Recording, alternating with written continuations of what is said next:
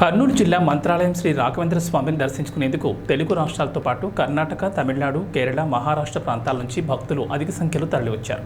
ముందుగా గ్రామదేవత మంచాలమ్మను శ్రీ రాఘవేంద్ర స్వామి మూల బృందావనానికి ప్రత్యేక పూజలు నిర్వహించి మొక్కులు తీర్చుకున్నారు. పౌర్ణమి సందర్భంగా శ్రీమఠంలో సత్యనారాయణ స్వామి వ్రతం నిర్వహించారు. శ్రీ రాఘవేంద్ర స్వామి మఠం పీఠాధిపతి సుబుధేంద్ర తీర్థులు 12వ మహోత్సవం శుభాకాంక్షలు తెలిపారు.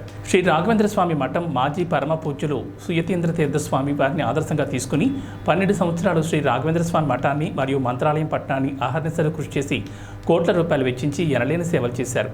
ఈ కార్యక్రమంలో భక్తులు, మఠం సిబ్బంది పాల్గొన్నారు.